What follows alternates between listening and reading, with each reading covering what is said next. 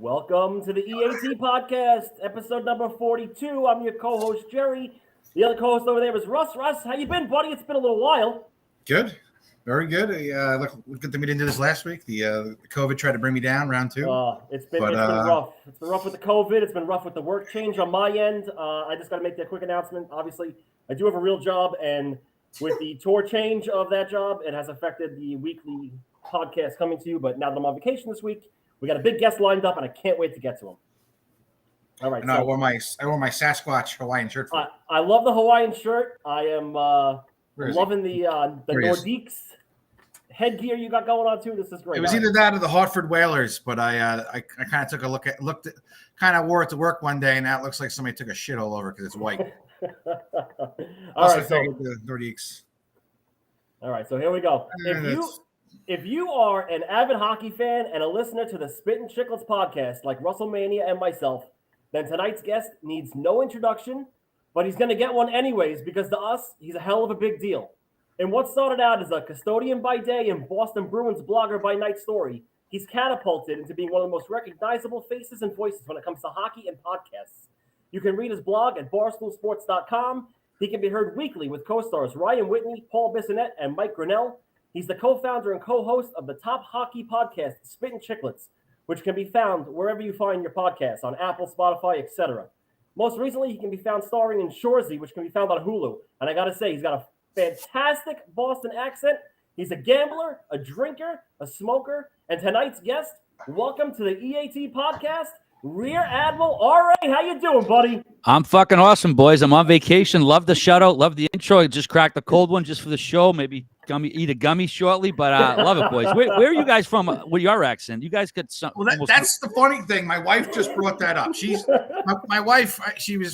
People call her Robin Givens because she's like the side support that comes in out of nowhere during a show. But that could be a loaded question with Mike Tyson history there, but. But she says to me, she can tell your accent's from Boston. And she kind of brought up a good point that I never even thought of. We're in New York. You're in Boston. It really isn't that far of a distance.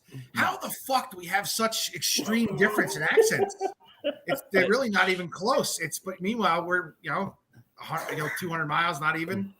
It's New York's got a bunch of different accents, I would say. I mean, you got a Brooklyn accent, you kind of got a Bronx, Staten Island. I think New York has tons of different accents, but yeah, it's just, I don't know, just people settle different dialects. I mean, you look at Rhode Island. Rhode Island's like if you took a New York accent and a Boston accent and smushed them together and you got a little bit of each. So what's interesting, I was just in Newfoundland, right?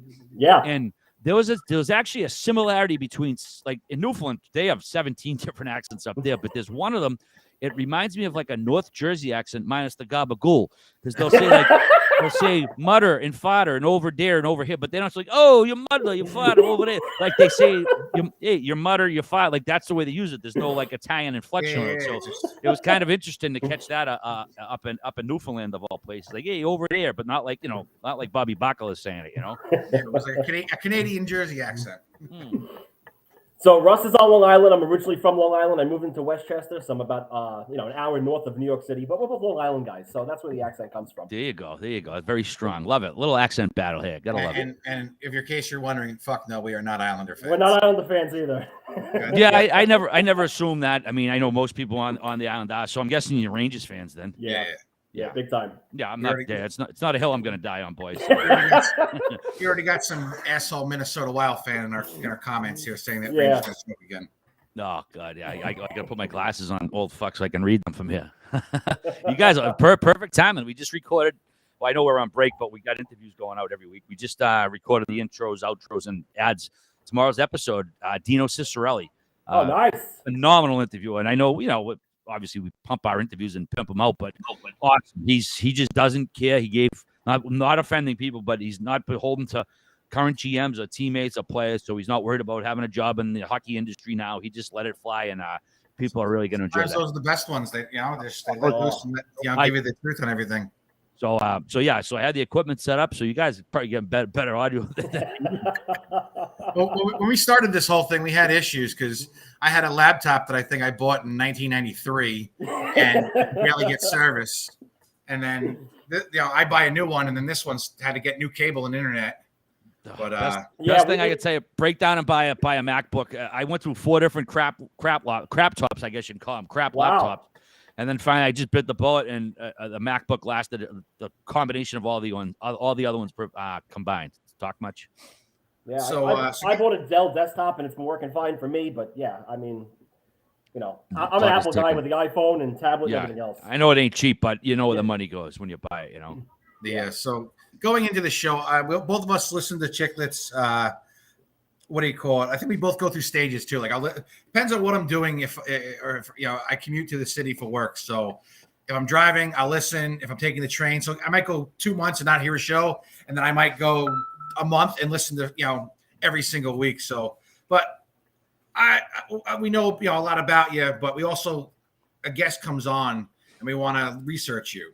Yeah, at least to see how you came up and everything. So we're doing this stuff during the week, and I'm like, this motherfucker went to school in Italy, and I'm like, I'm saying something doesn't add up. I'm like, did he go back to school? It says he graduated in 2016, and I'm like, some website must have took people with the name Brian McGonigal and just copied and pasted threw some LinkedIn ad from some 30-year-old guy with your name that apparently went to school. Because I'm like, did he go back to school in Italy? I just want to make sure that you didn't do that, right? No, this you got to be careful on the internet here, buddy. There's a lot of fake info out there. You can ask me, I'll give it to you straight. I definitely did not go to school in Italy. I've never been to Italy. I did go to high school with a shitload of Italians in the north end of Boston, but that was 30-some years ago. But he came to me and was like, yeah, I think you looked up the wrong guy. I'm like, dude, it's all on the same page because the next paragraph is about you doing Barstool, and I'm like, I don't understand what's going on here. What site was this? I don't even like. It's almost like I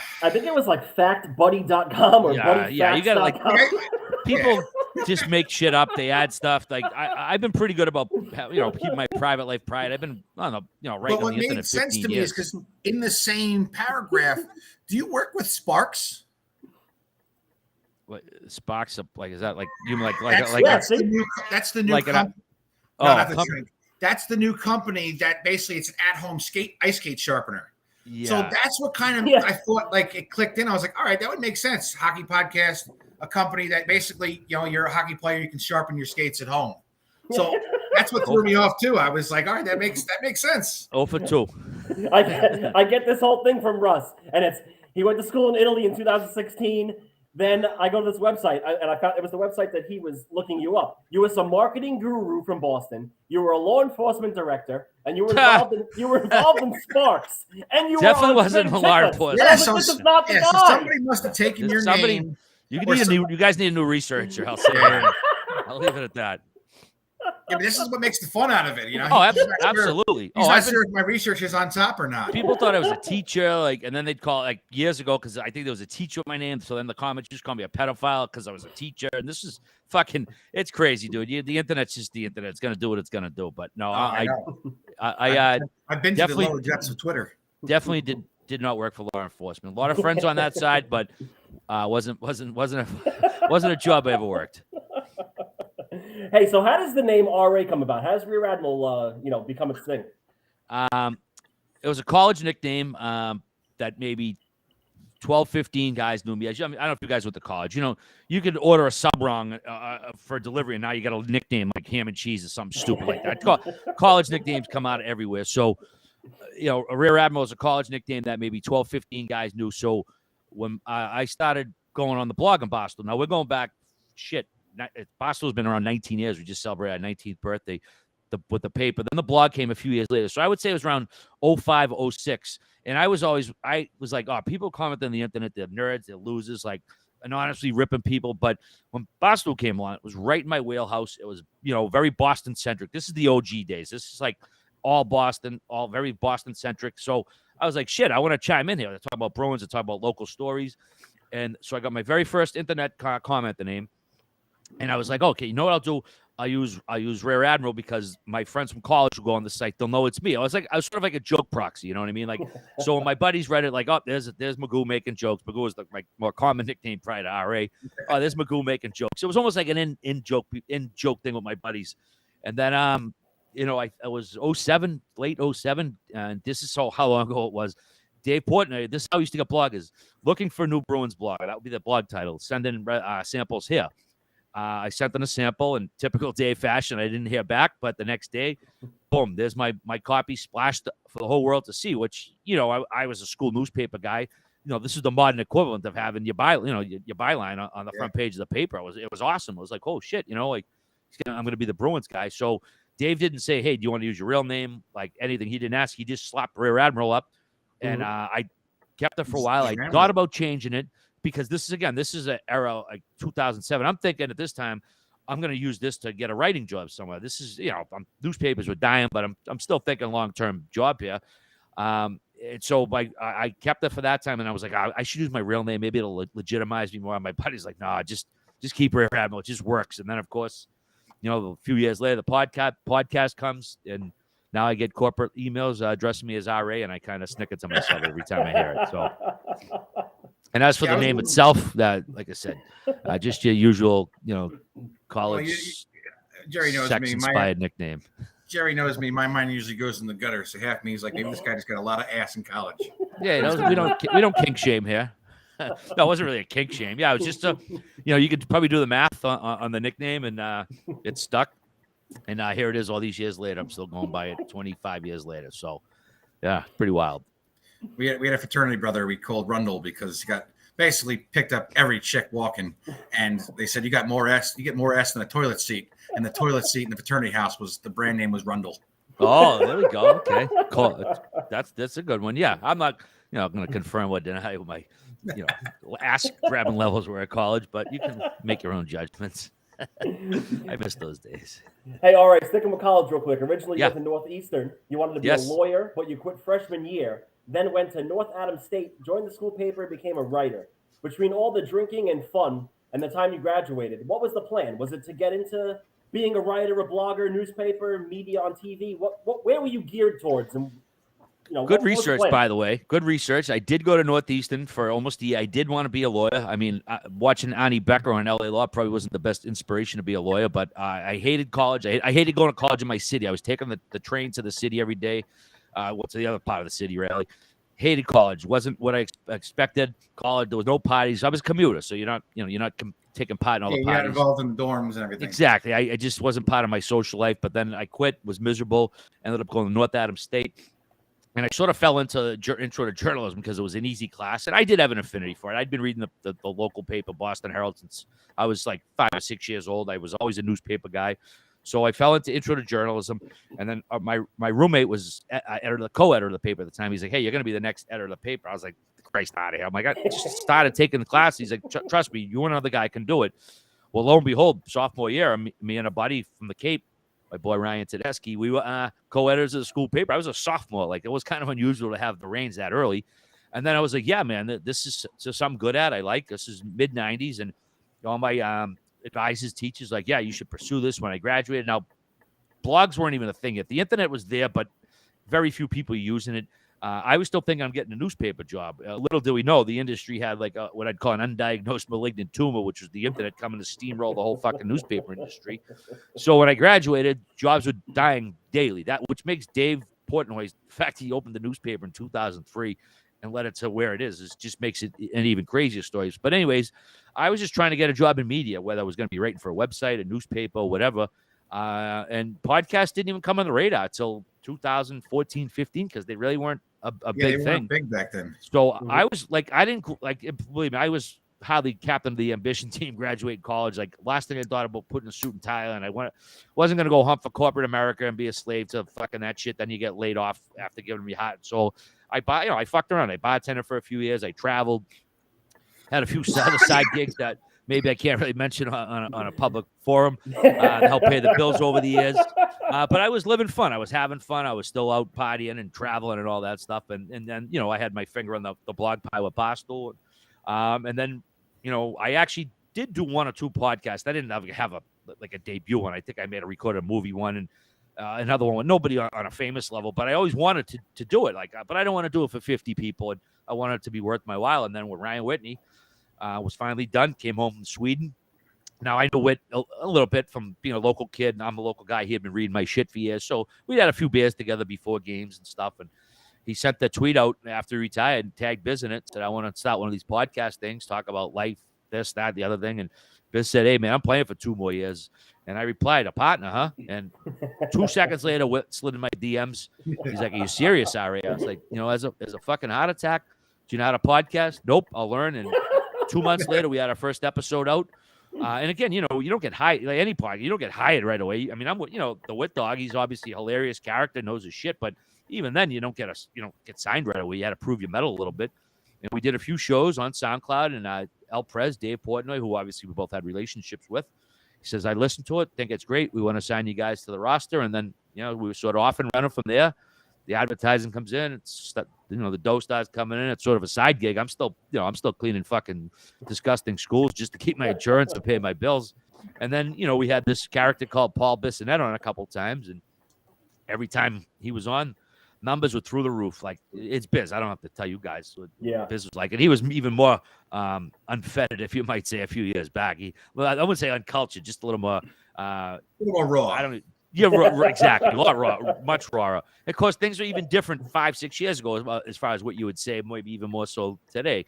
And we weren't looking to add a third guy. We were like, should we ask Biz if he wants to join? And if he said no or I can't, there was no move on to this guy. It was like Biz or nothing. And we brought Biz on, and then that was just like put it in 4th gear, then 5th gear, and then we've just been revving ever since. To be honest, it's been a wild trip that I couldn't plan it. People like younger guys ask me, younger people, gals and girls, gals and guys, any advice? And I'm like, look, man, I don't know what kind of I don't have a real advice to give you other than nothing happens if you do nothing. You got to keep plugging, keep your finger in whatever pie you're trying to get at. Because again, podcasts weren't a thing for years. I was trying to get a writing job, so I didn't have a plan of getting a podcast with a former player and being able to quit my job. And I just tell people, man, nothing happens if you don't do anything. It took me 20 fucking years to find my niche, and that's not a plan I would recommend to anybody. But I just, you got to keep pumping, keep grinding, and if it's gonna happen, it's gonna happen. But if you sit on your ass and wish and hope it happens, it's not gonna. I love the advice. I honestly love the advice. I mean, personally, for me, I went to school for journalism. I have my degree in it. I do nothing in that in my career now. Nothing. Mm-hmm. But yeah, it's tough, especially it's just that the whole field's changed, and and then the world, even the world, particularly in this country, the attitude about journalism, people are generally fucking idiots about it. Like they get brainwashed by what they hear, and all of a sudden journalists are the enemy. It's like people don't realize how much they're kind of almost a safety line in this country. When you have good cable journalists, and there's millions of them who do good work every day. But you get one shithead who fucks it up, and then everyone's like, "Oh, these people suck." And it's like, man, you need to check power.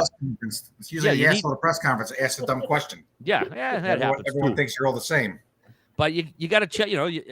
Not even a sports realm. It's like just in a society realm. You need good journalism. You need proper journalism to keep fucking powers in check, man. And I'm gonna be pro fucking journalism forever, man. There's a couple dopes out there, whatever, but generally it's largely a lot of people just doing the right thing, doing good work, and they get shit on for it. I laughed. Jerry went to school for journalism. I went to school for criminal justice, but instead I majored in Madden and marijuana. I think everybody minored in those. That's funny. That was my first. I went from criminal justice to journalism. So you guys unfortunately, I majored in it and didn't last long. A lot of people. I'm very few people actually end up, I'd say, in their chosen profession or chosen major, I should say. So let me ask you a question. So what would you say your first experiences with Dave were, especially at the beginning, compared to now that he's, especially with all the pizza tasting and how busy he is now? What's your relationship? Has it waned as far as just don't talk to him as much? And what was your first experiences with him like? First experiences with Dave were usually Barstool parties. Like this is again early years of Barstool. Come out in 2003. I want to say 05 I met him at Dave for the first time because we used to have these. Well, he used to run these March Madness parties. So, it was like the Friday of the first day of the March Madness. It was awesome. It was just very much a sausage fest in those early days. So we didn't have a lot of female listeners not listeners, female readers at the time, although we had a few. And then I would meet them at these parties and, introduce myself, say hello. There was a small kind of crew of Barstool fans that we had the old, what's it called? The old message board. It wasn't on the site. It was like an off-site message board, and there was a lot of local guys. We all talked there and kind of commiserate. But yeah, I'd met Dave a bunch of times. We'd have, shoot the shit, have a few beers, and then I'd started blogging, and just we didn't we're not like best friends. We don't hang out frequently. I mean, we just started blogging for him, and now obviously Dave's my boss. And the thing with Dave is, if I don't hear from him for ages, weeks, months, Dave, that just means I'm doing my job, because typically you hear from Dave when you fuck up, and if Dave wants me for something, I'm there in a heartbeat. Dave's been great to me. I've been loyal to him. Dave appreciates loyalty, but yeah, we don't hang out on a regular level. Never really did, but. So I don't talk to him. I'll check in with him if I need to. But, if the machine's humming along, then Dave generally doesn't bother you. So you're not in the Hamptons or tasting pizza with him, is what you're saying? No, I'm not. No. I mean, if he wanted to fly me out in a helicopter, I would say no. But no, yeah. Even then we didn't we hung out at Barstool events. We didn't hang out on a social level or whatever. But me and Dave always gotten along well. I appreciate. I think more people should be blunt like Dave, have his candor, and I don't mean in a crude or offensive way. I mean just dealing with fellow adults, just say, hey, this is how it is, and just direct them to the point. And I like that. I appreciate that. I try to be the same way, and me and Dave have gotten along pretty well over the years. So going back in the beginning, it was just you and Ryan Whitney, and then along the way, you guys added Mikey Grinnell, and you guys added Paul Bissonette. Can you just tell us a little bit about both of them and what they both have brought to the show and how they've evolved along the years now?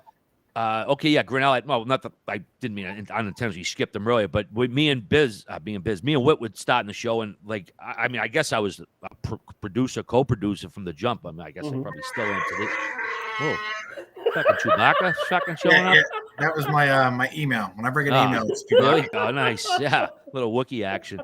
So, me and Whit started it, and it's funny thing about chemistry. It's if it's there or it's not. And me and Whit had it right there. It wasn't like we grew up together or were best boys from we were being kids and we knew each other's, strengths, weaknesses. We just two Bostonians, Boston guys who like to talk a lot, and it just clicked. But obviously there was room for improvement as far as the sound, the tech aspects of it.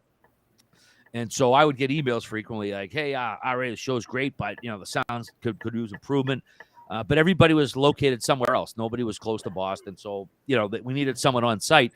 And I got an email one day. It was like, same thing. Hey, Ray, I love Chicklets. The show's great. I think I can help you immensely with the audio aspect and blah, blah, blah. My name is Mike Grinnell. And I live in Burlington, Mass. So I was like, oh, well, this kid's local. I'll save that. And literally, I shit you not, the next day, the old mixer I had, and it's funny, the mixer I had shit the bed. Like he planned it. And then oh, no. Well, no, I'll tell you, it's even funny. It's actually, KFC at Barstool, Kevin Clancy. Yeah. His brother sent me who was, when he was getting KFC started with podcast, I say, hey, I'm going to be starting one, which, with Ryan Whitney, what do I need? He sent me a link on Amazon to buy this, this kit, podcast kit. But he sent me one with only one microphone.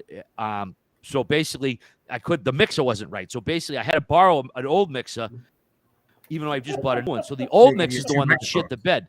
So because Brendan Clancy gave me the wrong link for the thing, the mixer shit the bed that I had to borrow, which opened the door for Mikey Grinnell. Because the next day, we're recording, because we don't have an on-site producer to say, hey, the fucking thing stopped. We didn't know. Me and Whit recorded a half hour, gone to the fucking internet gods. And I said, you know what? This kid emailed me yesterday from Burlington. I'm going to hit him up. And that was Grinelli. He come in and we said, hey, buddy, we weren't even making, we can't pay you yet, but we'll see what happens. And we brought in Mike. He cleaned up the audio and did, made the show much more listenable. We had a guy who can sit and focus on the ones and twos on the show. And yeah, Mike started off and he's just gotten significantly better. He's branched out more. He's helped, started the Chicklets Cup, helped the merch. Mike's just been a team player, and he's just gotten bigger and better at his job. And as far as Biz, Biz came in and hasn't changed all that much. It's Biz. And you don't want to you don't want to change Biz. He come in and like Biz was great during the. He was, Biz was great during the playoffs. On Team this summer. Well, this more or spring, less on Twitter, riling up our fellow Ranger fans on Twitter. I tell you, the Ranger fans, when Biz comes to New York, the Ranger fans are going after him. I mean, But what I find funny is though half of people don't realize at this point Biz is an entertainer. Oh yeah, exactly. Kind of like Stephen A. Smith and Kornheiser. Yeah, Nobody wants to hear you. You gotta throw out a little something wild here and there just to get people going and people talking. People didn't realize that. And a lot of, not gonna lie, it was kind of funny watching a lot of fellow Ranger fans get really butthurt. It is funny the way people reacted. I guess I think maybe because of my training as a actual real quote unquote real journalist, I have a hard time just giving like hot takes unless I genuinely I'm sold on it, and I'm trying wings a little, but I just can't like make something fucking outrageous out just for the sake of being outrageous. I'm not saying that that's what he does. I'm sure he believes it to an extent, but that's a part I maybe could improve on, it just having some wild takes, but it kind of goes against my nature, I suppose.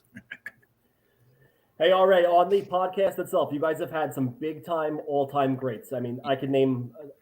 We'd be here all night if I could name them all, but the likes of Wayne Gretzky, Sidney Crosby, Austin Matthews. I mean, and then you have some funny, hilarious episodes with guys like Stu Feiner, Scott Gomez, Colby Armstrong, Tim Stapleton. Stapleton was the best. Stapleton's my favorite guest of all time with you guys, honestly. I think I cried laughing so hard. Never heard of the Russian gas shit until I listened to that episode, and that was fucking I loved it. That and my other favorite was Scotty Gomez. Yeah. Scott, I think what part of made Scotty funny was that he kind of mumbled through half of it, was kind of tripping over it, and just this whole element he brought. But his story about Claude Lemieux fucking yelling at him and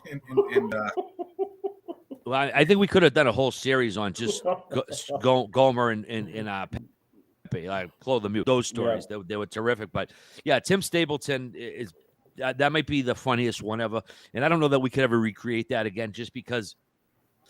Tim, he does the show now. Not Chris Nyland, good. Both friends of the show, personal friends as well. Great guys. Tim, he's sometimes on the quiet side, and I think that day we all had the right amount of beers in us. We were in a hotel room, 4 of us, and it was like a comedy show that I don't know that we ever recreated anything to that point again. And it was hilarious. The stories he told, and I think the fact that people didn't really know who he was helped too, because. It was like, I never heard of him before, and it was like somebody's like, "No, you got to listen to this episode." Yeah, it was outrageous. So I'm sorry, I don't think you finished your question. No, it's okay. So of all those guys, or maybe even someone I didn't even mention out of the laundry list of guests you've had, who's been your favorite guest on the show so far? Oh, you're really gonna hit me with this Reddit-ass question? I'm gonna get into the Instagram live stuff that you do later on. Oh yeah, okay. No, that's good. Honestly, I don't have one that's my favorite. I really don't. It's like having dozens of kids and being proud of all of them and liking all of them, and obviously, Wayne Gretzky, the greatest ever, number 99, terrific interview. It's so easy to say that because he's Wayne fucking Gretzky, but on a personal level, Adam Oates, Cam Neely, 2 of my favorite players growing up, particularly Neely. I probably have more pitter patter in my heart interviewing him because Cam Neely, not a big media guy, doesn't do a lot of interviews, and we were able to get him. Not that Gretzky does, but we were able to get Neely in for an hour, and that was a thrill. So I'm naming names here, but I don't have one favorite interview or episode. There's just too many. Some are funny, some are serious. Like a Lyle Oderline, for example. That was an episode. There was some laughs in it, but the guy he almost died and came back to life. Had some crazy medical stuff, and that's a jaw dropper of an interview for different reasons. So yeah, I don't have one favorite interview at all. I just don't.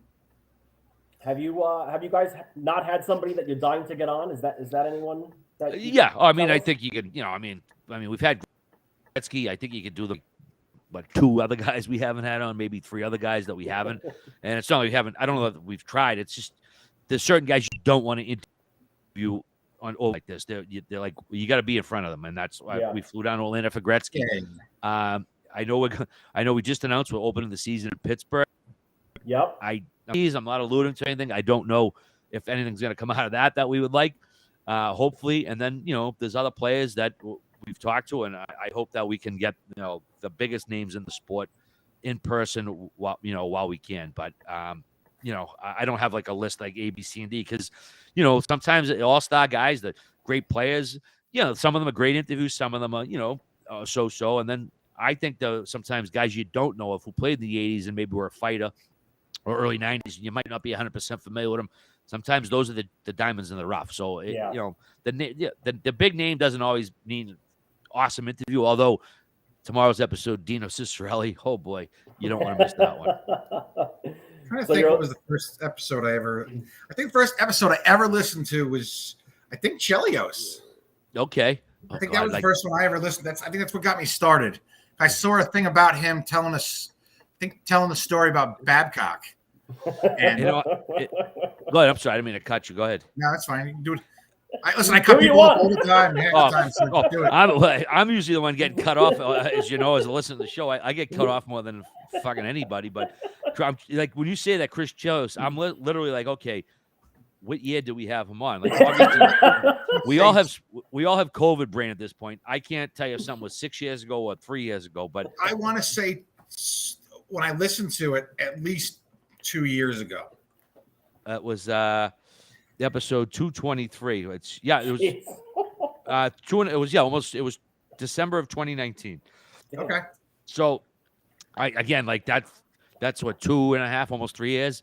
You could have told me it was 4 years ago, 2 years ago. It's all you guys do so many of them that it's hard to keep track of. I mean, it's 400 some episodes now. It's my memory doesn't hold up like it used to. That's the one that got me started. So, did you ever get anybody though you don't have to answer this if you don't want to. Not that anybody didn't live up to expectations, but so I remember listening to the Glenn Healy episode, and him and Mike Richter we've seen together, a comedy show in themselves, and Healy can really talk. But I almost felt like there was almost a kind of a tension between you two. Not that he didn't know who you were, but it seemed like there was a very, very awkward talk between you guys as far as the way he talked to Whit and Biz. And I've had a few people ask that. I didn't feel it at the time. I think he was busting my balls and I was busting his back. It came out kind of tensioned and awkward. Yeah, but I didn't feel it. I think I think it was all in good fun. I remember laughing about it after, during the show again. I actually have to go back and listen, but I remember it as him busting my chops, me giving it right back to him, but no animosity whatsoever. No true animosity. It maybe sounded tense, but it was probably just for the show more than anything. Not really pre-rehearsed. Let's do this. It was just, and I'm sure that there've probably been a few guys over the years, especially early, all right, this guy's a journalism nerd. He didn't play, and look, I've never faked it. I tell people I couldn't skate to play fucking mites. I'm not going to sit here and act like I'm on level with NHL guys. But no, the Glenn Healy stuff, that was ball busting. That was fun, and I think it was just a total fun point of view, and there was no animosity there at all. Yeah, it's kind of funny how the way you guys do the interview and what's perceived from the listener and it's I read the comments on Twitter and Instagram pages. Well, nowadays on Instagram it's just all these fucking crazy bots, but I don't go deep into the weeds on what people are saying, because at the end of the day I'm beholden to my co-stars, my producer, and and obviously Barstool people there work behind us, but we're sort of a 4-man unit. You know what I mean? We sort of police ourselves, and if I'm fucking up or screwing up from those boys, but I try not to pay attention to criticism from people I don't need to pay, whose criticism I don't need to listen to, not to sound arrogant, but Joe Blow from Idaho at fucking Yahoo.79, I'm not going to change my game because of that, Yeah. I live in my mom's basement at whatever.com. Yeah. I mean, when I fuck up, believe me, I hear about it, so, and it ain't going to be from random internet folks. So we're going to switch over to drinks for a minute. On a side note, what are you drinking? What are you drinking there? Right now, I'm drinking Laser Cat. It's an Imperial IPA, 8.0 ABV, which is the number I like. It's a local. I got to make sure I get the brewery right. Massachusetts, man. I would say 20 years ago, we might have had, off the top of my head, 5 breweries. Sam Adams, Sam Harpoon, and those, and 3 out in the western part of the state. I don't know, but no. Right, Medusa Brewing. This is Laser Cat Medusa Brewing. I don't know if you remember the old Saturday Night Live, Laser Cat. and I'll try any beer on a whim, and this one got some oomph in it. I love it, but I love supporting local breweries. I have become a beer snob over the last 25 years. I'm not going to deny it. I grew up drinking all the local domestic, Bud Light, Coors Light, Miller Lite, whatever. You go through that rigmarole of the waters. Yeah, I gotta watch. I get sponsors, so I can't besmirch All anybody. right, There. yeah, I got you. But like Yeah. domestic beers, I still drink them here and there when I'm, on the boat. But my taste different, man. I would rather drink, 3 or 4, which is like 6 or 7 Bud Lights, whatever. But beers you can sip, beers you can taste. I actually got a palate for beer that has flavor, and you're not Yeah. going to go to the bathroom 85 times. Exactly, and you can drink it. It doesn't have to be ice cold to get it down. If it's sitting there for 10 minutes, you can sip a little. But also, while we're talking about beer, we do have to mention Big Deal Brewing. We Yes. were going to that too. We were going there. Okay, all right. Well, I jumped the gun, I guess. While we're here, listen, and I know it's not my product, and of course I'm going to sing its praises. But I did a taste test for it back. I want to say early in the spring. They send a couple samples, and you got to get them quick because they're not like what they send to the stores. They're gonna what's the word? They're not pasteurized, but they're gonna do whatever the fucking chemical process. So you got to drink them quick. So we did some samples. We gave some feedback. And then we were in Buffalo right before we interviewed Kyle Oposo. They're like, hey, well, here's a finished product. You want to try one? I was like, 10 o'clock in the morning. What better time to have a nice cold beer? Absolutely. And I took a sip of it. Wait, this is ours? This is what we're dropping? And I'm like, this is fucking delicious. Like, it's not a light beer. It's not like the watery taste. Like, it has flavor, and it's not, hoppy IPA. Like, it's more of like a lager. It's a golden ale, and it's all right. Delicious. Crushable. That should probably be our motto. One, I could have drank 15. When they come out, people are gonna love it. It's just a nice alternative to what people are drinking. That again, it's not a watered down light beer, and it's not something that might have a little too much pep for some people. It's perfect for people who like a nice tasty beer. So, anyways, I'm big on the local what do you call it? Local breweries, whether they're ours, whatever. I just have a lot of diverse beer interest, and I've also gotten into mezcal recently, for better or worse. Well, time out on the mezcal. Oh, hold on. Yeah. Here we go. We were from Long Island. I'm a tequila. Okay, so I'm getting ahead of myself. Here we go. ADHD, so everything 30,000 thoughts just went through my fucking head. Join the club. The slot machine of thoughts just went off in his head right now when you said mezcal. That's a great way to put it. What do you call it? So we're from Long Island. Well, I'm still on Long Island. And the same thing. 20 years ago, you had Blue Point Brewing, and now there's 85,000 local brewers. A lot of them are really, really, really, really good. Now I just lost my train of thought. Mezcal. So those are really good. The mezcal. I used to be a big Johnny Walker guy. And give me Johnny Black. I got like a 2.5 liter bottle on a Johnny Blackout. pretty much. I would go to parties with a bottle of Johnny Black and a bottle of Coke, and that was my drink for the night. Ooh. And then 2 years ago, I turned into tequila, which on a side note, can you give me the bottle? Russ has become the tequila guy lately. I asked her to give me a bottle of tequila, and she asks me, should I sell this shirt for 30? My wife makes t-shirts. This is the time to ask me a fucking question. 30? What? So anyway, I got hooked on this. It's Ocho Plata Distillery. Okay. It's about $50 a bottle. It's sort of old. Like I got like a monocle here. I'll read it. All right. It's I'll take a picture and I'll tag you on Twitter with it. It's hands down the smoothest, most awesome tequila. It's for its price, and it's phenomenal. And I've been just sucking it down like water. I got like my WrestleMania drink of the summer. Now, how do you take it? Do you drink it on the rocks, neat, like mix it in? What, like this is my mixer.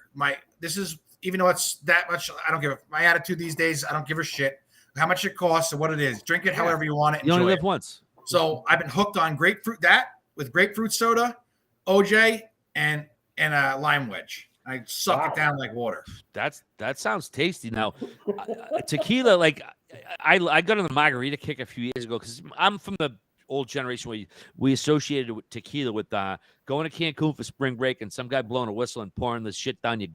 They give me a Jose shit. So yeah, but then I get older. I started learning there's good tequilas out there. I got into margaritas a little bit and started enjoying it, and the spicy tequila and this and that. So I was down in Philadelphia, I want to say a year or so ago, whatever roadie we were on. I can't remember. It all blends together at this point. In Philly, and I asked the bartender a shot of tequila, and she says, "Have you ever had mezcal?" I says, "No, I've heard about it." Like, she goes, "Here, try it."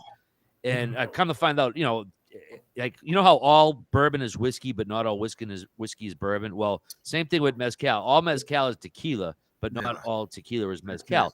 So I did the shot. Fired roasted tubes or whatever. Very smoky, and I've never been like, oh, I like a smoky taste, but I was like, well, this shit's good. I really liked it. So when I come home, I went to the local packy. I picked up a bottle of whatever. I actually knew what it was.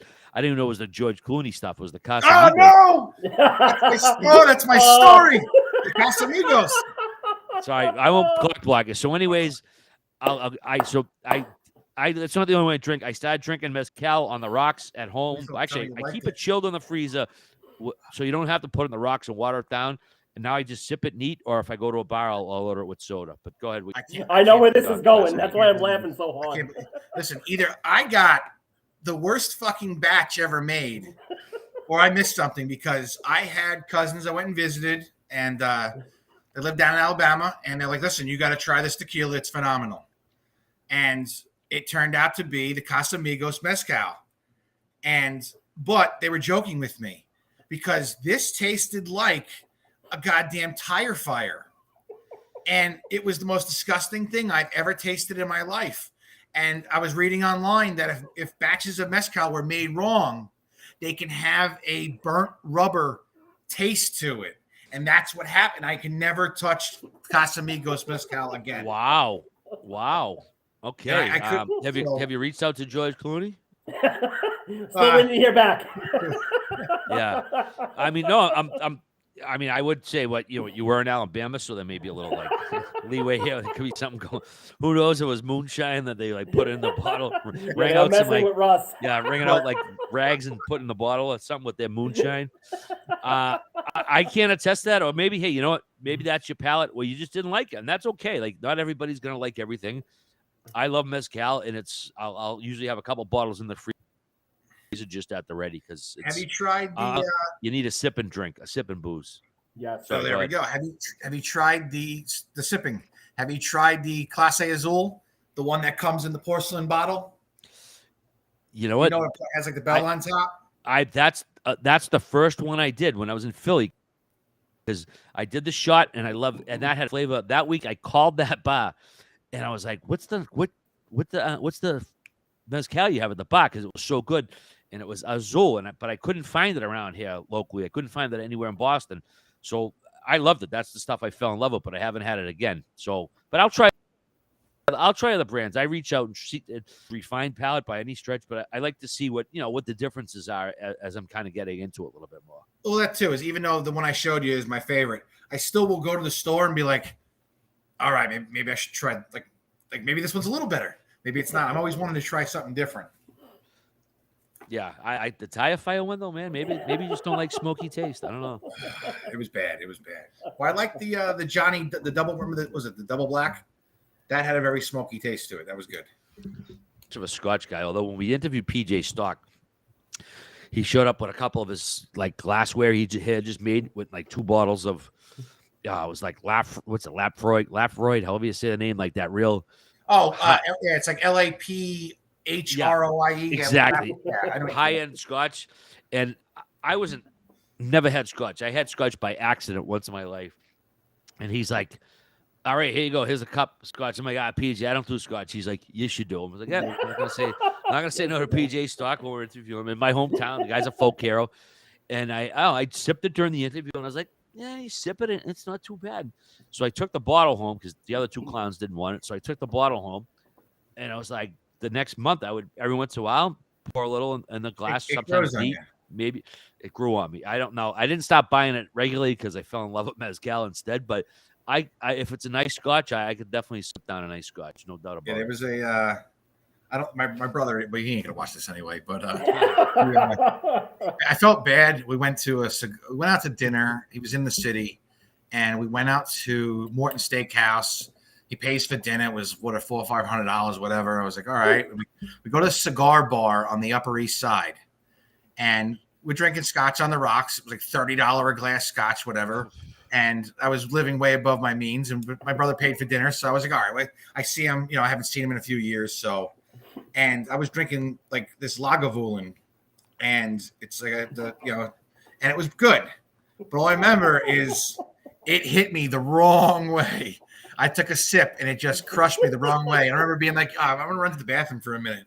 And like I said, is we're in this high-end cigar bar. You had to be dressed appropriately. I'm in a nice shirt, slacks. I remember going to the bathroom and just puked my brains out. And I wasn't hammered by any means. It just went down wrong. Yeah, it wasn't the 6 gallons of it you drank. Cleaned myself up. I came back out. He's like, "You're right." I said, "Oh yeah, I just had to take a shit or something. I didn't feel great." He's like, "All right, want another scotch?" I was like, "You know what? I'm gonna break it up. I'm gonna have a beer." And I ended up having a couple Coronas and calling it a night. Ooh, downgrade. I'm listening. I'm not. Hold that thought for 3.2 seconds.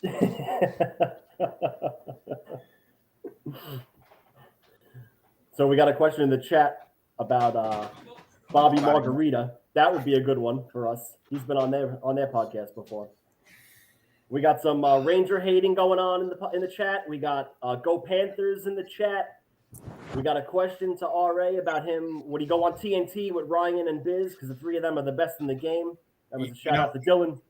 You know, RA, when you said I'll be back in 3.2 seconds, my wife heard 3.2 and said, "Oh shit, he lasts longer than you." You teed yourself up there. I was gonna get you there. No, actually, gotta go the Roman swipes. There you go. They work. So I heard. I'm not gonna lie, I tried one. Hey, buddy, because you're talking about them. They were in Walmart. I didn't like it. It's like it feels like my fucking tip of my dick's on Novocaine. I'm glad. I appreciate you trying to sponsor. They're not for everybody, but they genuinely they do work. Whether your results mileage may vary, but they certainly delay getting to the party. I will say that. No, they definitely did. Jerry, close your ears for a second, Jerry. Yeah. Was my wife. Yeah, she was like, "Honey, it's been a minute and a half. What's going on here? You're lasting longer than normal." Well, they delay it enough for everybody to get to the party, or just one who used to get to the party later. But hey, if you're a generous lover, it wouldn't matter. No, this is a Zero Gravity. This is a Massachusetts brewery. This is up in Vermont. By the way, Vermont has some of the best beers around. Madonna Double IPA 8.0 at this rate. Whew. I think you rocked. I got a nice one in my fridge. It's a local brewery. They make blue and red. Basically, it's called Gatorade. Yeah. And it's like a hard water that tastes like fucking red Gatorade, but it's like 8%. And it rocks you. Yeah, and it goes down just like a Gatorade. Now, I know you just mentioned a question there. Are you ever going to do a cameo with Ryan and Biz on NHL and TNT? I have no idea. I certainly would be down 100% with that. I've gotten to know a couple of the TNT folks through Biz with some of our road trips. They're great folks, and I think we've seen a lot of this. The Manning cast. Like this is like a new way to watch sports. Yep. And I compare it, and we did some live streams during the playoffs, and it's like what I call Beavis and Buttheading the games. You just sit there and you talk like Beavis and Butthead. You make fun of what you're watching. You have some laughs, and I think people appreciate that. I know, there's always going to be a space for the play-by-play and the color guy and all that stuff. But I think there's also a big appetite for the other thing. What the Manning guys do, and some guys, you can have pros obviously like Biz and Wood can have some insight, but then you can have you kind of goofball like myself who can bring in other stuff. So listen, if TNT wants to have me on to talk hockey, my phone is on. That's the good thing about what they did is that it brings something different, but they show the game on 2 channels. So if you don't want to watch that, you can watch the regular commentary. Mm-hmm. Exactly. You have the option. You're not stuck with it. Exactly. So there's nothing in the cards right now. I would never rule anything out, but yes, I would 100% love to do anything with TNT, work with them in the future, and see what happens. I'll leave it at that.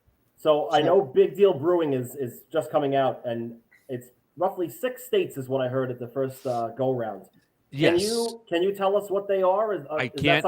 Okay. Because I don't know. Okay. I know the 6 states, a few provinces. I don't know where they are or exactly when the road is. I know when the season starts, we're going to have it out in certain locations. But it's not that I don't know. I know, and I'm not telling you. I genuinely don't know when it's going to get rolled out. But is there an RA themed beverage coming out soon? Yeah, is that coming down the pipe too? I would say more likely than not going down the line. There's nothing coming out soon, but keep your eyes peeled for a little bit. This is the start of a beautiful friendship, so we'll see what happens. We love the Whitney too. It won't be. Listen, I won't be a got light it right beer. here. If I've it's been me. drinking it the whole night. I got Either shots or I throw a little Sprite in there with a lime. Yeah, if I do a beer, I mean, like I said, we're talking. I'm a little bit more of the hop beer taste, which is something I didn't even like years ago. But you get older, who knows? Maybe It grew maybe on we you. can bust out my old nickname and have a Magoo Mezcal coming back. Who knows? I'll try Yeah. that. The George Yeah. Clooney one, not so much, but I'll try yours. Yeah. So being that you guys took off so big, and now you got Cam and Strick kind of starting to make some noise. What are your thoughts on the competition from them, or do you view it as competition, or do you just enjoy that you have an option, and do you actually listen to them, or? I don't view anybody as competition. It's the internet. It's the ultimate meritocracy. I mean, really, it really is. I mean, the people decide for you if you're worthy of being there or not. I'm kind of like, hey, the more the merrier. Like I don't say, oh, these people are starting. They're like big copying or they're doing this. Like, no, man. Like, we started a thing. It's been great. I mean, me and Whitney are the first people to pair a nerd journalist with a fucking former pro athlete by any stretch. Obviously, it's worked for us. But no, I'm not like, oh, they're competition. I mean, we love Cam and Strick. We've had Cam on the show a couple of times. Like, we're not like, we would never bury people. It's not like, hey, the more the merrier. Like I just said, if guys, I don't view it as competition. And sometimes they might get talking hockey one way or another is a good thing. Right. Yeah. I look at it as like if we, I mean, I don't, it's not words I would say, but people say we cracked the door down a little bit. That's great. Like that's fine with me, but I do not look at them as competition and that's not in a dismissive way. I want everybody to do good. And there's enough talent and content out there. We could talk to everybody and whatever podcast, like, as far as listening, I don't, it's kind of an ironic thing. I really don't listen to podcasts anymore since I don't have a manual labor job. And I'm not even trying to be a comedian here. It's because when I work, I need to like think and read and, kind of like evaluate a little bit. So I can't listen to something and pay attention. You kind of need to pay attention. Right. See, when I was pushing a broom like this and like scrubbing toilets and your brain is on fucking autopilot, that's when I love podcasts because like I need something to stimulate my brain. But when I'm working, my brain's already stimulated. So the idea of listening to something, I just can't. I can't listen to a podcast and simultaneously do the work that I need to do. So it's not that I don't listen to any podcasts at all. I just don't listen to them often at all. I wish I did, but got to do what I got to do. All right, so rules in hockey. This is something Russ put on our show sheet that caught my eye. Russ wants to see the puck over the glass and the goalie trapezoid changed. And honestly, I'm not a fan of the shootout. Is there any rules in hockey that you would want to see replaced, added, taken away, anything like that? I wouldn't mind seeing the trapezoid go. I know it was kind of to contain and goalies and maybe increase goal scoring, but I don't know if it matters that much anymore. I mean, you do have some tremendous puck handling goalies who do, immediately take away scoring chances. I want to see Igor score a goal this year. Yeah. I wouldn't mind if that went away. I don't know that it's gonna really change scoring much in the grand scheme. Puck over glass. I think that would, if it's an intentional thing. Well, that's the thing is, I think it should be a discretionary. Right. Yeah. But therein lies the rub. Like a lot of times guys do it by accident. That's what I'm saying. If it's done by accident, a 2-minute penalty for just, come on. And then there's accidentally on purpose. So I don't know. It's also like, have better control of the puck when you're going to try to chip it off the boards late in the game. I just hate when games are decided by that particular penalty late because it does seem kind of chintzy. But no, right now, man, I don't look at one thing and say, oh man, they gotta change that rule. They gotta do away with that. I know the instigator thing was a lot of people pitched about that, myself included. But we just don't see the instigator thing called anymore. So no, man, I've said it for the last couple of years now. This game is at the best level it's ever been at. I've been watching the NHL since the womb. And I don't remember ever having this much skill on this many teams as long as I've been watching the league. So there's not one thing that says, "Oh man, we gotta fucking fix this now." I love it. I love the league now, and I think the trajectory is only up from here. So RA's gambling corner. God. Yeah. I cut. I'd say we're done pulling last year. Last year was rough. Have you looked into any futures for this? This is a cardboard box I'm recording from right now. I had to move into a cardboard box after last season's gambling corner. I haven't even looked yet. I genuinely don't lie when I tell people we're on break. Like somebody asked me a couple weeks ago, "Oh, what are the Bruins Lions going to do next year?" Like the front. I'm like, dude, it's August, man. We're unplugged. Like, I don't even know who the fucking Bruins lines are right now. I haven't looked them. I haven't can't do checked. futures. So futures I haven't kill even. me. Yeah, I haven't even looked at futures yet. Bail. Actually, I did the other day. Someone was asking me, tell me to bet Winnipeg 60-1. So no, I have no picks yet. I'll have them to avoid before the season starts. But yeah, I'm very much still in vacation mode. We took the month of August off. We're gonna take a little bit more off because there's nothing to talk about. You know, the whole hockey media takes off August. Cottage country, well, wherever cottage country may be for you. And it just, you go through free agency and there's shit to talk about, and you just recharge the batteries, and that's what we're doing right now. I'm getting ready for the next season by drinking high octane IPAs from double IPAs. All right, when you're not betting hockey, is there some other sport that you're dabbling in, or is it just hockey for you? I would say during the winter months, 80% of my action is probably NHL, if not more. I do dabble in the NFL, and I would say as a longtime NFL gambler, it's almost an unbeatable league to win. It's just so hard because of the parity. Having said that, you can win if you take your shots. If you don't bet 17 games a day, a Sunday rather, a Monday. And I actually did make some dough on it last year. Not nearly enough to offset my NHL losses. But yeah, the NFL, it's fun, man. I mean, the football in person sucks, I think. If you go to a football game in the person, it's not fun. Like the TV timeouts every 2 seconds. It's like there's always some 18 drunk idiots like 2 feet away. It's just not for me, a particularly fun experience at my age, at this stage of life. But to sit at home on your couch and watch the game all day, there's no better sport to bet on than football. Just the way the downs are set up and the scoring, and it's perfect. So I actually had a decent NFL year last year. It's still the toughest sport to pick. NFL is a coin flip. And then after that, I'll bet the occasional NBA game as well. But I would say 80% NHL, 15% NFL, and 5% NBA, etc. So you're not like Russ. You're not betting Saudi Arabian cricket at 4 a.m.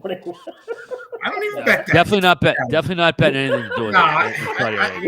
Here's the thing is, I bet probably 80% soccer. Yeah.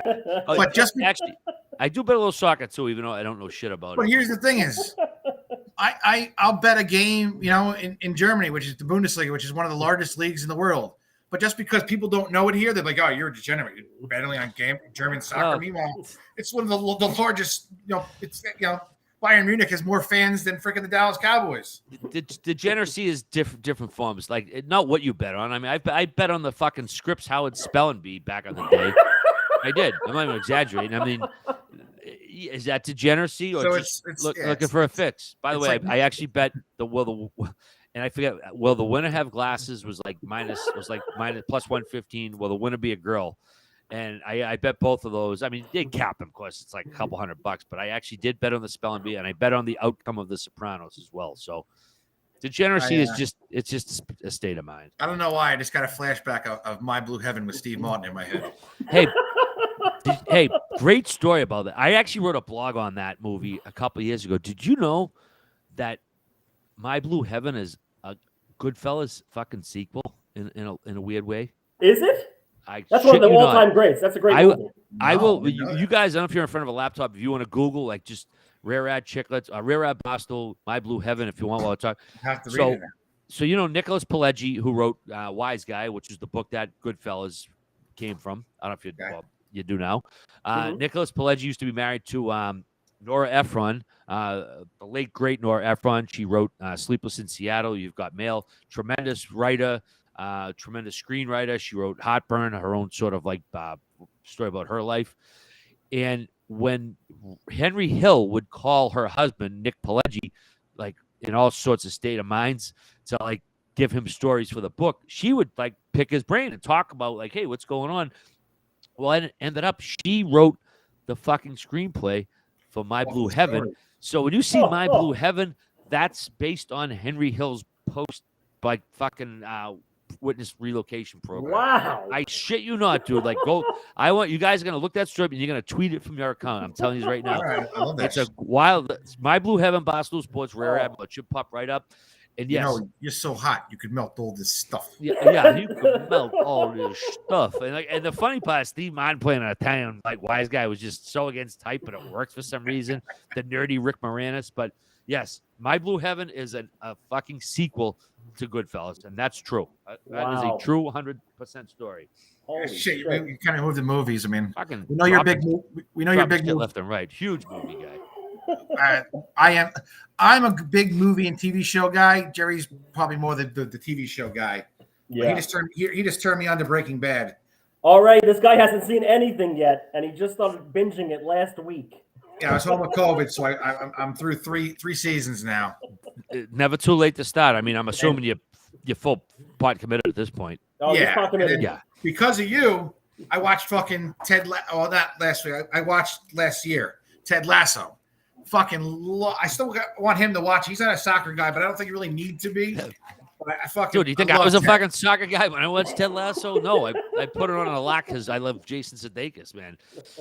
Listen, if you don't like soccer and that's your reason to not watch Ted Lasso, you're doing it wrong. Just put the fucking show on. The Roy Kent character.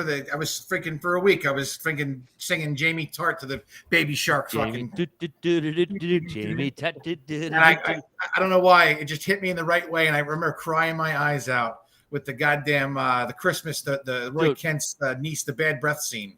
Dude, there were 5 or 6 times that, like, that's the thing. It's a show you don't expect to hit you in the emotional feels because it's about soccer and it's a goofy show, but it did that. It was the rare show that you walk away from feeling good afterwards. You're like smiling. You like that gives you like a happy buzz.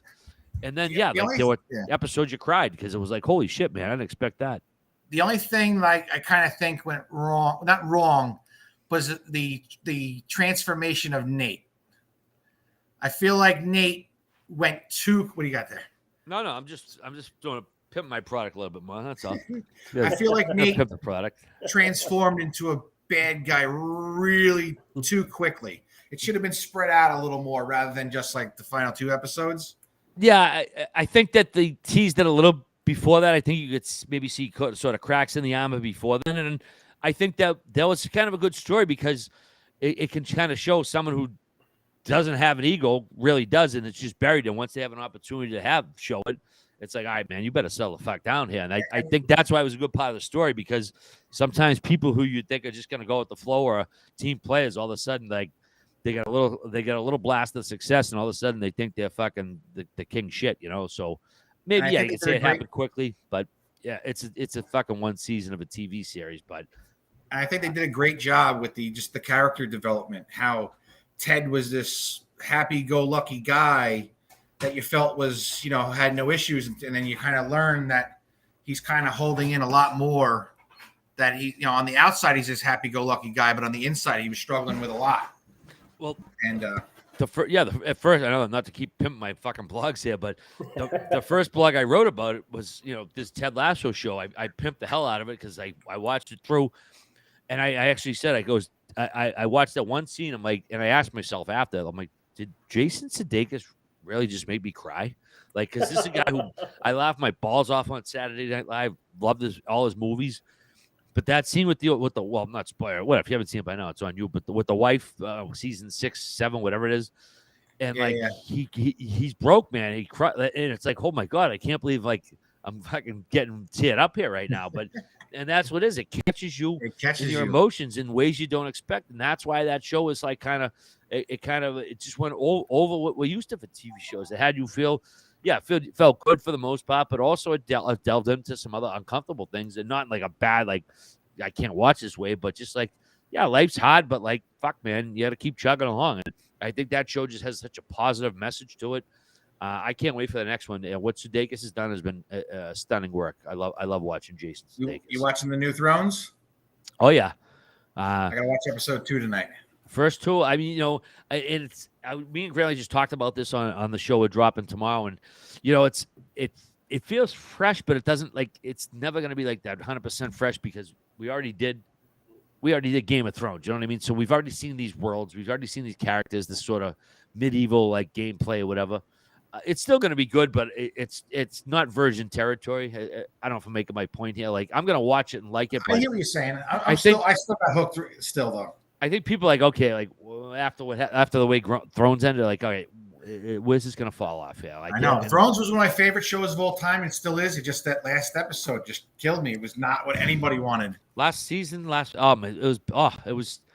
I couldn't believe how off it went. Like, it was just so good for so long, and you had so many fucking ways to play it, but they played up the the night. What's his name? Fucking Captain Icedale, whatever his name was. The fucking scary looking motherfucker too, by the way. Night King and his whole crew. They made him look like the baddest motherfuckers on the planet, and then push came to shove, it was like, oh, all you had to do was like flip the switch, and it was just like, I don't know.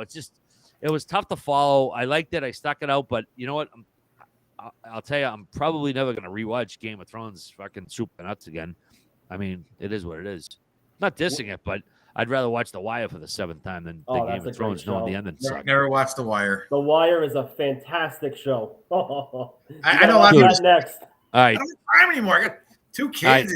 No, I respect that. I know I don't have little shit, so I can watch whatever I want. And I know once you got kids, life is over. 3 hours back and forth to the city every day. I get it. I don't mean to creep on you for that, but the top 3 dramas ever, and there's I don't think there's really any dispute about them. No particular order. Breaking Bad, The Wire, and The Sopranos. Like, those are the 3 best TV dramas ever, and they're vastly different shows. Like The Wire shows how and why a major metropolitan American city breaks down and gets so fucked up beyond repair that you can't fix it. It's like it's irreparable, and that's what The Wire did so good. Was like, yeah, man. In Baltimore, I don't know if you follow it. It's worse now. It's like the stories you see out of Baltimore now. It's like The Wire fucking on steroids. It's like they told you, hey, this city's broken. Here's how it's broken. Here's why it's broken. And here's why we can't fucking fix it. And here it is all these years later, and it's fucking worse. Whereas The Sopranos is about how a psychology of man, how a man is born into an environment and has a fucking crazy mother, a gangster father, and he grows up in this world where anxiety cripples him. And like, you don't think of mob bosses as being crippled with anxiety in a world where people are crippled by anxiety, and they showed like his voyage to become the fucking nut he became. And then Breaking Bad is just a fucking old Western yarn. It's just a grand old story. There's not a lot of psychology in it, not a lot of breakdown. It's like, here's this magnificent story that gets better and better every season, and we make it every more outlandish, outrageous, and they stick every fucking landing every season. It's an amazing show. So 3 of them, 3 vastly different dramas. Like, again, you could go into whatever one you want, all deep on different levels, but those are the 3 to beat right now for dramas. All right. Yeah, he's got me watching the Breaking Bad. I got him watching Ozark. Yeah, I just started watching that. I'm 7 episodes in. Yeah. I don't know. We'll see. Yeah, I mean, I don't want. I can't spoil it. I watched the first season and I was just like, all right, we'll see. Trying to be Breaking Bad, and I'm not convinced. But hey, to each his own. I don't like the shit on people's eye. If you like it, you like it. All right. I'm surprised that you didn't put The Town with Ben Affleck and all those guys in it. You had a cameo in that. Put in what? In one of your best movies. I've never seen you put The Town in a list. Oh, you were in it. We didn't get the best movies. Those are best TV shows, and best movies. You know what? That would be too much of a whore to say best movie just because I'm in it. It's a terrific movie. Look, I mean, Ben Affleck. And by the way, a lot of people come up to me and say, "Hey, do you ever see this clip of this guy in jail?" And he tells the judge, "Oh, the movie was based on me, The Town." And I was like, "Yeah, no, that's not really true." And not to just diminish that guy's life experiences, but The Town was a book called Prince of Thieves, written by a guy from outside of Boston about bank robbers from my neighborhood, Charlestown. Which, yes, we made a lot of them here. And it was about a bank robber who kidnaps a girl, falls in love. The whole sort of theme of The Town. They bought the rights to it. They made the movie. It wasn't based on any one bank robber's experience. So when that one guy's like, "Oh, it was based on my life," and I'm sure other bank robbers said the same thing. It wasn't. It was a fictional story that a guy from around Boston wrote. Great book, great movie out of it.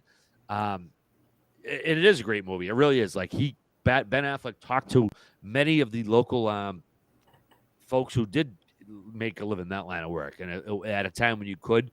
And that's why when you watch the movie, there's a lot of stuff that you might be like, oh, like bleaching stuff in the bank, or like putting the cell phones in the microwave, and just to collect just little stuff like that. Like you might not see in other movies, but because Ben Affleck used these consultants who did that for a living, They were able to add all this stuff in there.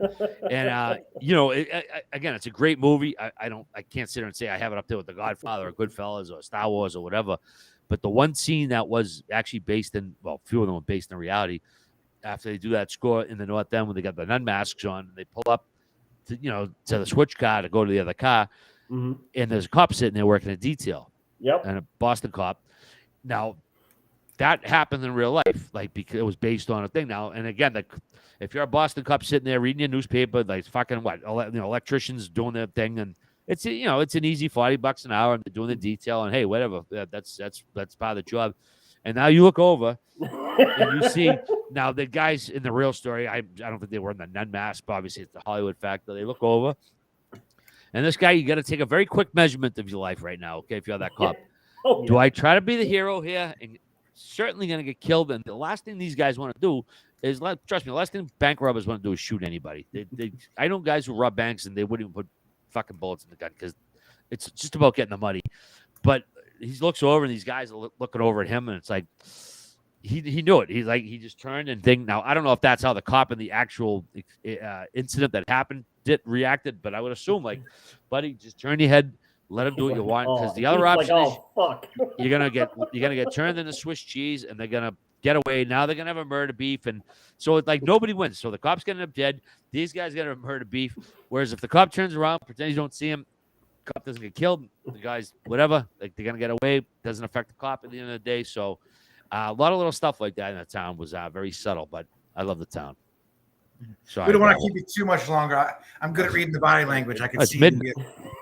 Buddy, my body language. I'm just getting started, man. All right. I don't know. I usually when I can see you getting antsy. Usually that's me when I'm like, all right, Jerry, I'm done with the show. You must be new here. Hey, all right. I got to ask you, late night Instagram live that you do. Every time you go live, I watch it and I laugh. Q&J. I laugh my balls off. Honestly, thank you. It's basically RA with a brick wall backdrop, a dark alley somewhere. Usually drinking, had a few pops before going live, smoking or something. And the questions come rapid fire from the audience. And it's like, they ask you about Chicklets, they ask you about hockey, and you're like, oh, not again. And I'll apologize for this interview because that's all we've asked you about. But when it gets into the hot chicks, it gets into movies, TV, you're ready to go, blah, blah, blah, blah, blah. It's like RA Unplugged. We had a good idea. We had a good idea. I didn't know if you would find it inappropriate or you would do it or not. But are you down for a fuck, marry, kill? Yeah, fuck it. Why not? I think I got a good one. I went old school. All right. Here we go. All right. Fuck, marry, kill. You got Elizabeth Berkley Showgirls. Ooh. I'm going character-wise. Elizabeth Berkley Showgirls. You got Weird Science. What's her name? Kelly LeBrock. Kelly LeBrock, Weird Science. And Salma Hayek from Dusk Till Dawn. Ooh. Okay.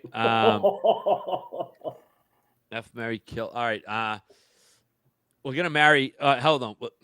We're gonna kill Elizabeth Berkley Showgirls. Just it's nothing to do with her. It's just you're stripping. You're kind of in a rough spot in life. We agree in that factor. We're gonna F Selma Hayek. And we're gonna marry Kelly LeBrock from Weird Science because I created her. Page. Yeah. All right. Yeah. All right. As long as she's not scarred by that asshole Steven Seagal yet. And I got a good one. Going back to the college, high school days, in their prime. It's the most basic one ever. Yeah, but I want to hear him say it. I'm going Jenny McCarthy, Carmen Electra, and Pam Anderson because everybody knows that we were looking at their magazines. We had them pin up on the wall, and we were doing some things late at night in our bedrooms to them. I mean, I had a VCR, but all right. Pam Anderson, Carmen Electra, or Jenny McCarthy. Yep. Ooh, okay. Wow, that's tough. That's tough. Wow. I guess. All right. Just as that's tough. I fuck. Man. I love it. I love it. You know what? I'm gonna. It's more who do I kill? It's like. This is like who's gonna drive me the craziest of those three? Who's gonna drive you crazy? I think Jenny McCarthy. I think McCarthy's had some tough opinions. So I as much as I she would fill in the other two. All right, you know what? Oh God, kill McCarthy. No. Hold on. Fuck McCarthy. No. Wow. I don't know. McCarthy would annoy the shit out of me. Come on. All right, no, McCarthy. Yeah, McCarthy. So we're talking as persons, not characters here. Like, so, No, just people back in all the right. day. Okay, I would say fuck Electra, marry Pam, and kill Jenny. I don't know. I can go with that. She's got some wacky. I can't do it. The anti-fucking. I don't want to get into vaccine shit because it's people thing. I mean, I talked in the last 2 years and not 20 years ago, but that's a tough one. You can give me, ask me in 4 more beers, you'll get fucking 7 different answers. Hey, all right. How much fun was it doing Shoresy? And when is season 2 coming out? Shoresy was awesome. There's no better experience. I say no better experience, but to do something where, you record your scenes, you do your part, and it's up to the gods, man. You don't know how it's going to come out. You don't know how it's going to get edited. You don't know what you said is going to end up in there until months later. And then it comes out and everybody fucking loves it. Not just me, talking about the show. Jared Kiesel did a tremendous job. Tremendous guy. He's an awesome person. That show exceeded my expectations. I didn't know what to expect going up there for a couple days and doing my stuff. I was so happy to be a part of it. I'm so happy to be a part going forward. I do not know exactly when the next seasons are being filmed. If I had a guess, I would say probably early, maybe next year. But I would think I'd be part of it. I haven't officially been told, but I'd be surprised if I'm not. Do I have to watch? Do I have to watch Shoresy? Do I have to watch Letterkenny in order to watch Shoresy? While I would recommend Letterkenny, it's a funny show. It's good stuff. You do not have to see Letterkenny at all to enjoy Shoresy. In fact, like the Shoresy character is a dickhead on Letterkenny, and that's like I think people expect that dickhead character on Shoresy, but what Jared did such a great job of is writing a character of so much depth, like so much more to it, that when you watch Shoresy, like, okay, this guy, he might be an asshole, but you understand why he's the way he is. And I think that's what Jared nailed, that he created this sort of empathy for Shoresy that did not exist in Letterkenny. But no, you do not have to watch Letterkenny to enjoy Shoresy. Watching that show, it takes me back to being a high school and college hockey player. And all the shit that you see that you were a part of is now on a big screen. You're like, oh my God, it really happens. Because it is hysterical what goes on. The chirping in that show is amazing.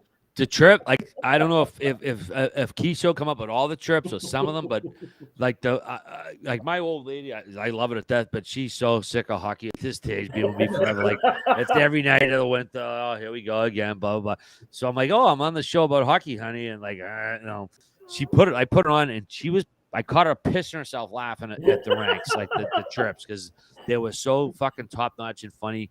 And it was, what was cool too is when I got there, some of the lines I was like reading, I was told like, okay, just make them yourself. If you could take this line and make it your own in your own words and convey the same point, you can do that. And I was like, oh shit. So I got to, like sort of write my own lines, I guess, write my own material. And that was a huge thrill as a guy with, a little bit of a writing background who loves TV, to be able to write your own stuff that pops up on a show.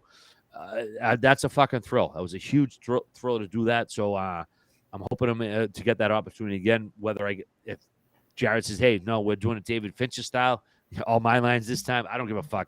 I'll be happy to do season 2. Oh, that show, it's hysterical. Russ, it's on Hulu. You got to watch it. Honestly, what, it's 8 episodes? I don't give a shit about your kids. You better watch that one. All right.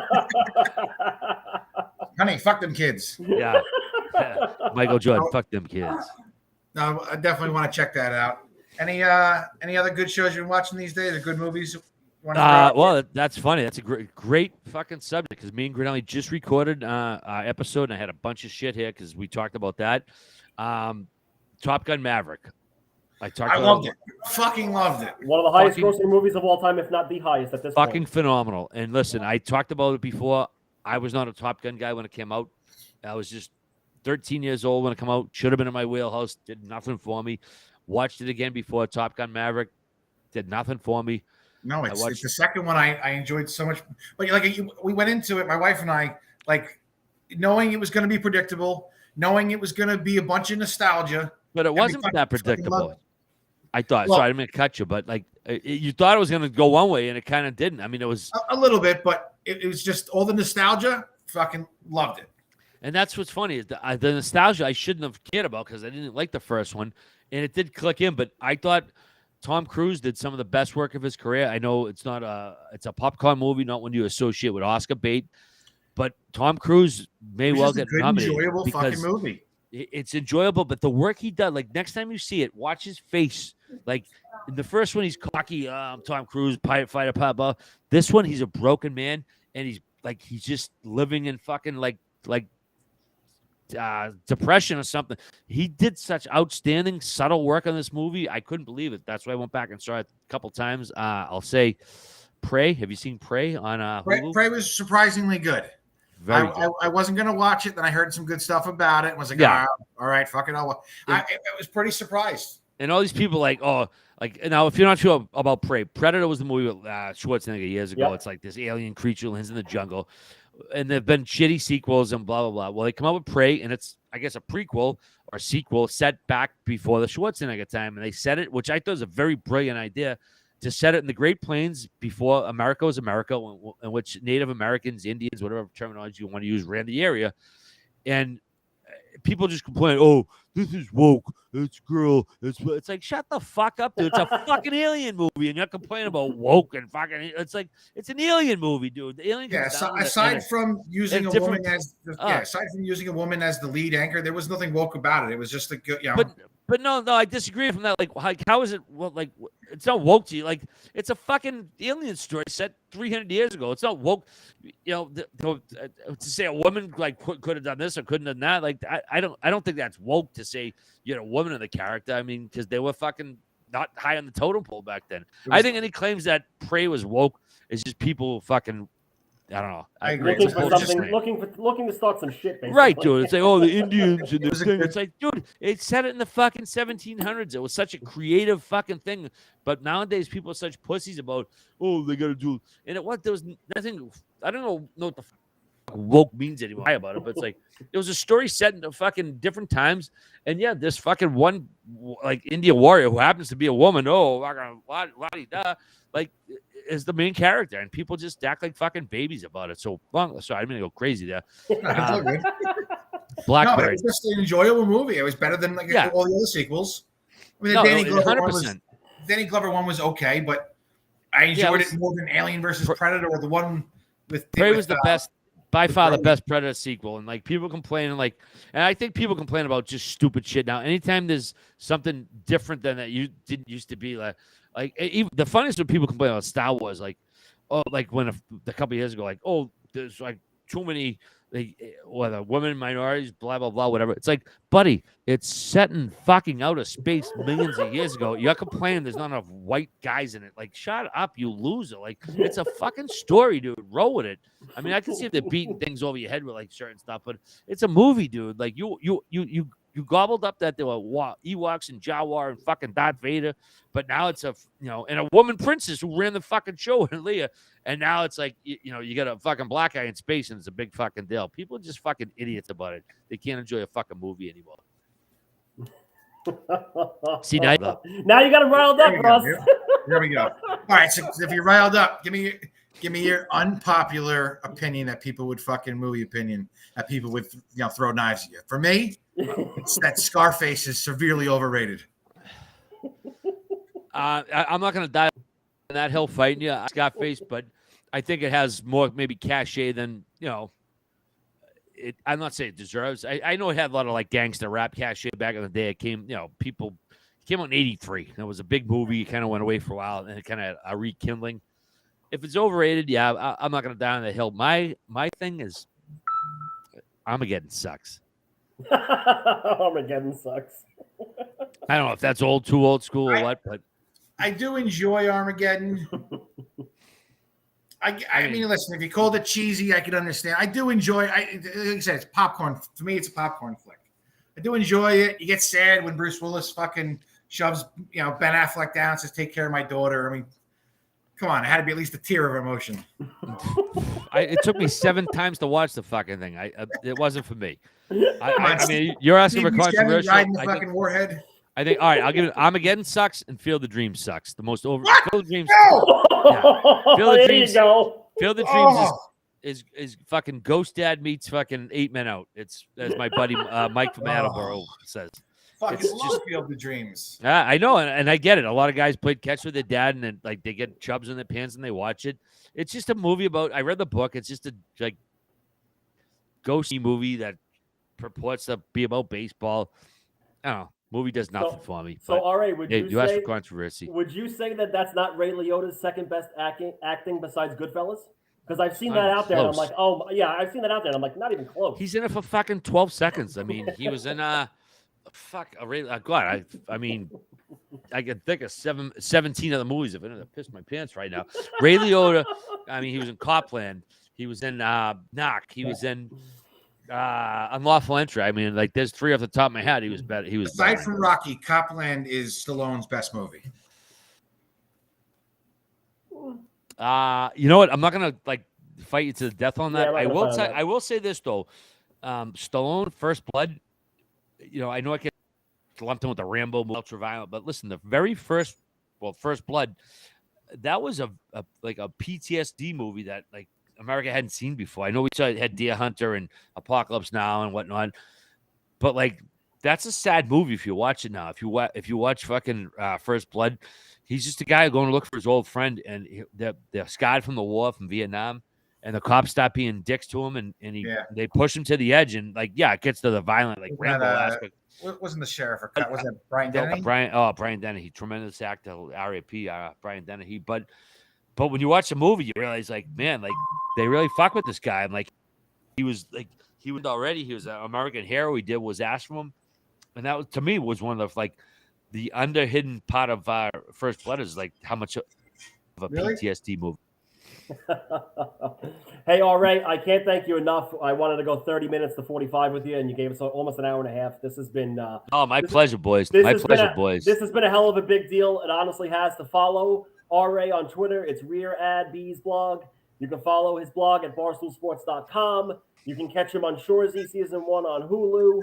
Spittin' Chicklets can be found anywhere you get your podcasts, on Twitter at Spittin' Chicklets. Also, look out for me on Twitter, WrestleMania.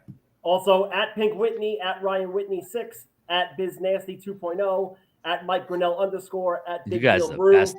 Anything else you want to plug? All right, I think I hit it all. One last question. One last one before I piss my pants.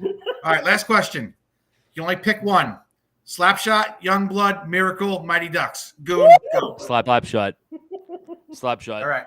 Times 10. All right. Thanks a lot. This was boys, great. It's been real. Thank you so much. Thank you very much. Thank you for having me. I gotta pay. Have a good night. You too, boys. Thank you so much. All right. Wow, Russ, I gotta say, one of the best shows we've ever done. Bucket list, getting him on the show, and I'm sure he's got to piss because I got to piss too.